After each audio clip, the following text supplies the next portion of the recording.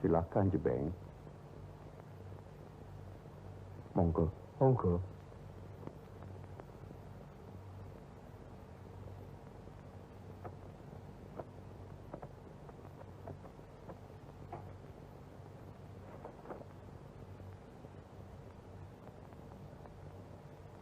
Allahu Akbar. Nyaho Tesop, bagaimana Raden Djoko Said berubah namanya menjadi Sunan Kalijaga.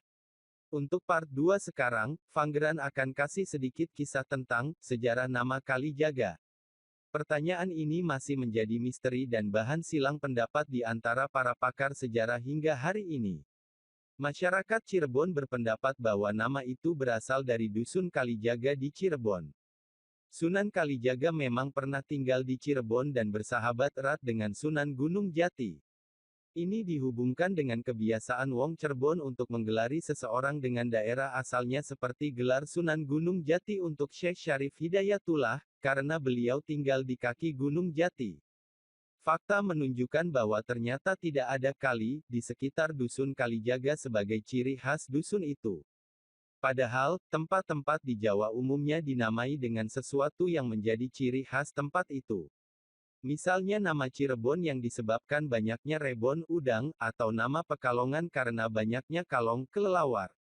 Logikanya, nama Dusun Kalijaga itu justru muncul setelah Sunan Kalijaga sendiri tinggal di dusun itu. Karena itu, klaim masyarakat Cirebon ini kurang dapat diterima. Riwayat lain datang dari kalangan Jawa mistik kejawen. Mereka mengaitkan nama ini dengan kesukaan wali ini berendam di sungai Kali, sehingga nampak seperti orang yang sedang jaga kali. Riwayat kejawen lainnya menyebut nama ini muncul karena Djoko Said pernah disuruh bertapa di tepi kali oleh Sunan Bonang selama 10 tahun.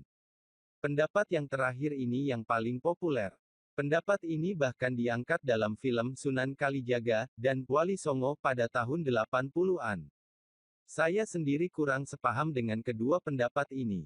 Secara sintaksis, dalam tata bahasa-bahasa di Pulau Jawa, Sunda dan Jawa, dan segala dialeknya, bila ada frase yang menempatkan kata benda di depan kata kerja, itu berarti bahwa kata benda tersebut berlaku sebagai subjek yang menjadi pelaku dari kata kerja yang mengikutinya. Sehingga bila ada frase kali jaga atau kali jogo, berarti ada sebuah kali yang menjaga sesuatu. Ini tentu sangat janggal dan tidak masuk akal. Bila benar bahwa nama itu diperoleh dari kebiasaan Sang Sunan Kungkum di kali atau karena beliau pernah menjaga sebuah kali selama 10 tahun non-stop, seperti dalam film, maka seharusnya namanya ialah Sunan Jogo Kali atau Sunan Jaga Kali. Kemudian secara logika, silakan Anda pikirkan masak-masak. Mungkinkah seorang dai menghabiskan waktu dengan kungkum-kungkum di sungai sepanjang hari? Tentu saja tidak. Sebagai dai yang mencintai Islam dan syiarnya, tentu ada banyak hal berguna yang dapat beliau lakukan. Riwayat kejawen bahwa beliau bertapa selama 10 tahun non-stop di pinggir kali juga merupakan riwayat yang tidak masuk akal. Bagaimana bisa seorang ulama saleh terus-menerus bertapa tanpa melaksanakan salat puasa, bahkan tanpa makan dan minum? Karena itu, dalam pendapat saya, kedua riwayat itu ialah riwayat batil dan tidak bisa dipertanggungjawabkan secara ilmiah. Fakta nama Kalijaga. Pendapat yang paling masuk akal ialah bahwa sebenarnya nama Kalijaga berasal dari bahasa Arab Katli, dan nama aslinya sendiri, Djoko Said, jadi frase asalnya ialah Katli Djoko Said, artinya Hakim Djoko Said.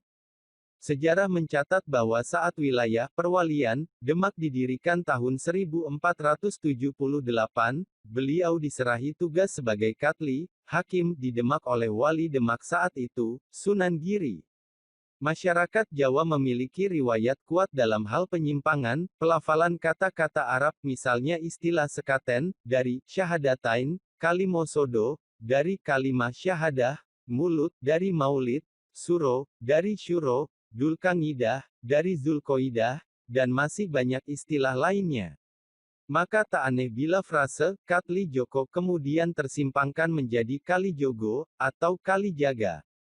Posisi Katli yang dijabat oleh Kalijaga alias Djoko Said ialah bukti bahwa Demak merupakan sebuah kawasan pemerintahan yang menjalankan syariah Islam.